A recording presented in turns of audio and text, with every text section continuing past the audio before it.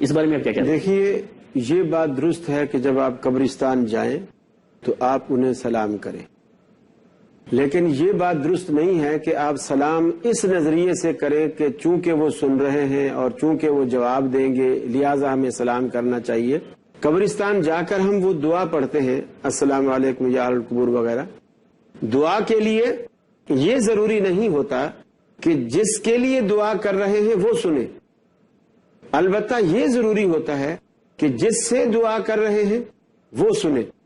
اللہ سے ہم دعا کر رہے ہیں اور ان کے لیے کر رہے ہیں، وہ یہ کہ جس طرح ہم نماز پڑھتے ہیں،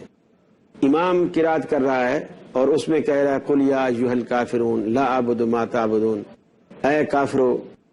میں اس کی عبادت نہیں کرتا جس کی تم کرتے ہو۔ اب وہ یا ایھا الکافرون جو کہتا ہے کفار کو کہہ رہا ہے، تو وہ کفار کو مخاطب کر رہا ہے، جبکہ اس کے پیچھے سارے مسلمان کھڑے ہیں۔ اس زمانے میں تو چلو کافر تھے جب آیت اتری تھی، سورت اتری تھی، آج تو کافر مسجد میں تو نہیں کھڑے ہوئے اور امام نماز میں پڑھ رہا ہے تو وہ کس کو سنوا رہا ہے؟ اب قرآن مجید کی یہ سورت چونکہ اسی طرح اتری ہے، اسی صیغہ ندا کے ساتھ اتری ہے، تو ہم اس کو اسی طرح پڑھنے پر مکلف اور مجبور ہیں، یہ عقیدہ رکھے بغیر کہ کافر سن رہے ہیں۔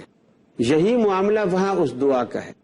یہی معاملہ اتحیات میں السلام علیک ایھا النبی پڑھنے کا ہے، یعنی اللہ نے یہ دعا ہمیں اسی طرح سکھلائی ہے، ہم اس کو ویسا پڑھنے پر مکلف ہیں، اور اللہ کو سننا چاہیے کیونکہ دعا ہم اللہ سے کر رہے ہیں، تو اس لیے اللہ کے پاس دعا کو جانا چاہیے اور اللہ کو سننا چاہیے، اور پھر کوئی کسی کے پاس اللہ اس کا ثواب پہنچا دے، اس کا فائدہ پہنچا دے، وہ دوسری بات۔ شیخ صاحب یہ